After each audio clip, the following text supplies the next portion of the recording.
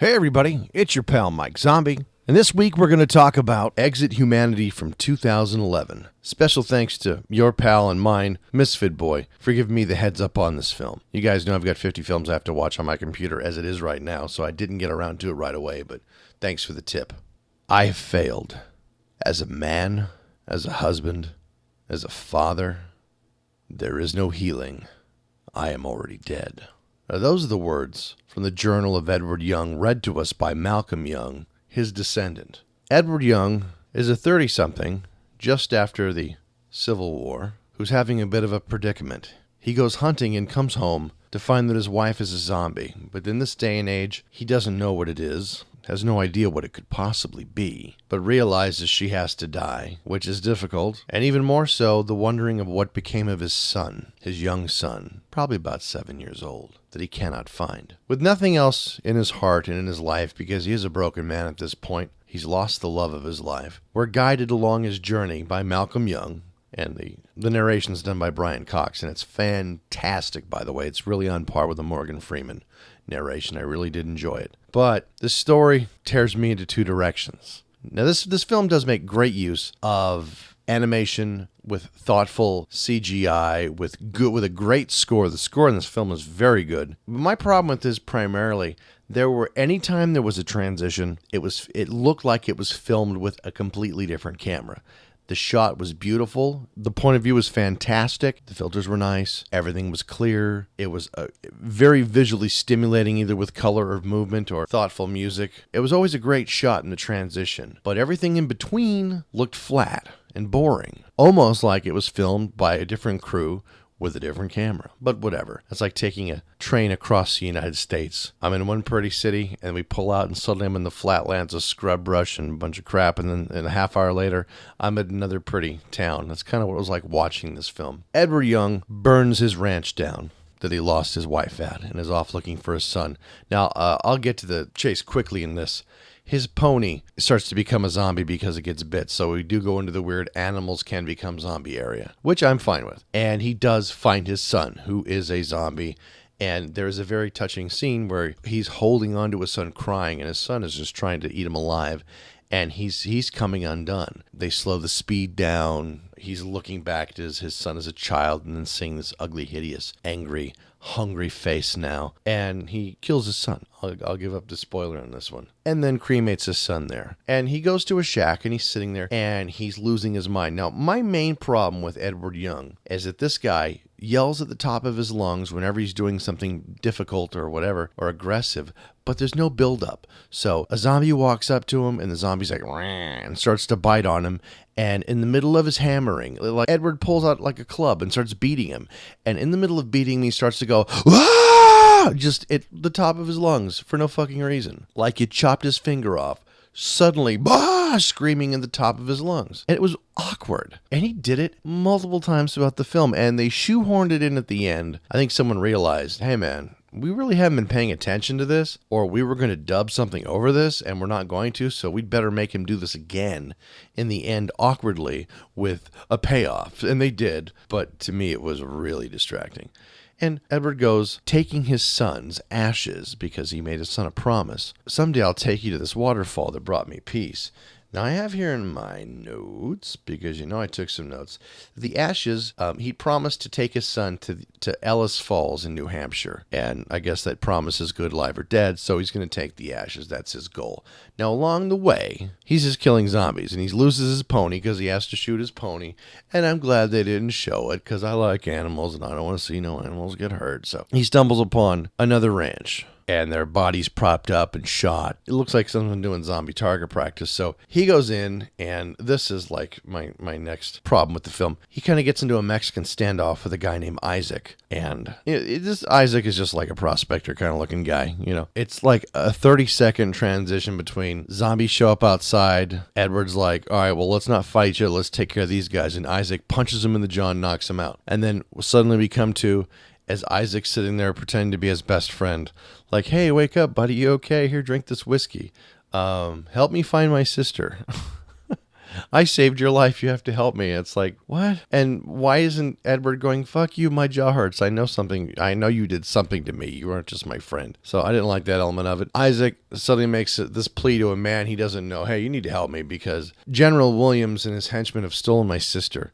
And they're in these catacombs, and they're testing them or something else, and they think someone's immune to this sickness, and they're trying to extract it.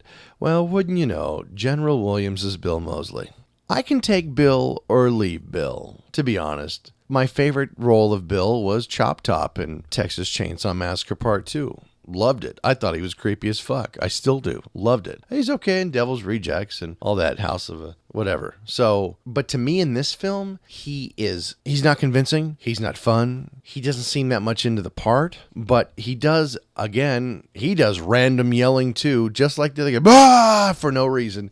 And it's exactly the same character he played in Repo. He's still playing Luigi Largo when he's doing the yelling. It's the exact same thing. Maybe because he always chooses to yell in the same exact pitch. That's probably my ears just picking up on the same tone every time he does it. Because the characters were different, but to me, I was like, what the fuck? It's like I'm watching Luigi Largo again. It was the same thing. Same guy, same thing. And yes, as it turns out, General Williams and his men are taking zombies, putting them in one area in this underground bunker, and then rounding up humans, these poor survivors, and having them all get bit one by one and to see if they turn into a zombie or not, because for some reason they're going to use their backwards ass deliverance 1800s medical expertise from one shaky ass drunken doctor who's the medic Johnson.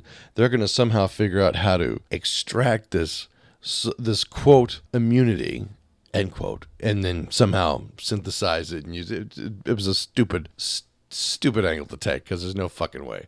These fucking people are dying from bugs. You know, they're not going to figure this shit out. And they're doing all this creepy shit. So Edward and Isaac go to save the sister. Shit goes wrong. They get halfway abducted. Our buddy gets shot. They run out, and really bugged me because they stole the story from Swamp Witch. This isn't even on my notes. It was something I was thinking about. Jim Stafford wrote a song. He's a country guitarist and comedian and a folk singer. Wrote a song in the 70s called Swamp Witch, which was about Blackwater Hattie. She lived down in the bayou in the middle of nowhere, way out in the middle of nowhere. And the town chased her off because she practiced black magic. But then one day when everybody started to die over a sickness, they had to go to her and beg her to heal them. And she healed them, but then vanished again, not wanting their thanks. But she did what was right anyway. To me, they really stole that and put it in the story, which was fine. Most people have never heard of that song. I loved it growing up, so I remember it well.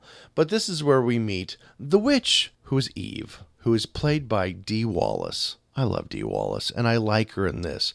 In fact, it's her. Most of the acting in this, I'm going to be honest, was very uninspired. Everybody, including Bill Moseley, was no big deal. Just doing what they do. It seemed like everybody was kind of cruising through to get the paycheck. They weren't just cruising through, then they were overdoing it, like the yelling of Edward Young and even Bill, out of nowhere for no reason, super high pitch, like they're losing their shit. And then suddenly just turning it off. And all right, I've already pissed him on about it, I'll stop. But Dee Wallace did a great job as Eve. She is, you might call her a witch. They called her a healer. She gets involved. They come to her, please help us. I'm sorry, everybody hates you. And she does. And they kind of make a little family until they get overrun by the general. Because while our hero is out dumping his kid's ashes into and see, this is okay, this is one thing that really made me laugh. Obviously, when they chose to use this waterfall, it was really pumping. And they're like, this would be beautiful for us to do for this film. And then, so they finished writing, and then they started filming. They came back in a different season, and it just looks like an old man pissing over the side of a rock. It's really nothing at this point. And you could tell as he showed up, you're like, hey, this isn't at all what they made it seem like in the picture, in the drawing that he made. So it was kind of funny. I think that was just a production fuck up. So, you know, when you're dealing with waterfalls, you really need to go and think about it seasonally. Summertime, your waterfall's pretty much going to look like shit late in the summer. So, but he takes and dumps his son out and does this little thing and says goodbye as everybody else is being attacked by the general. He goes back and uses his weird yelling to call all the zombies. show up and fucking just, I mean, he's coming up blasting fucking everybody up, saves his friends, except for Isaac, who gets shot and dies. And I really thought the way he died that they were going to bring him back, but they didn't. And the film kind of just ended boringly. He saved the girl, and suddenly we're reminded of his wife and his kid. But we know it's not going to be the same. Nothing's ever going to be the same. I don't know. So I would say this film for me, aside from the really, really awesome narration, the really cool chapter transitions with the book and the writing and the pictures and the animation was really good. Really, really good in this film. But the rest of it for me, I could have done without. This movie was produced very nicely. I think the writing left something to be desired, and especially the performances minus Dee Wallace. I loved her. I love her in everything I see her in. I just do. Well, okay. When she wolfed out in the newsroom, I thought it looked silly. It looked cartoony, but that's not her fault. That's special effects. So, Exit Humanity from 2011. And it turns out on the scale of buy it, borrow it, or don't bother, it's a borrow. I wouldn't buy this film. But the narration itself alone and the beautiful transitions throughout the movie, especially at the starts of the chapters, do certainly make it worth a watch. I've got to do it. Anyway, have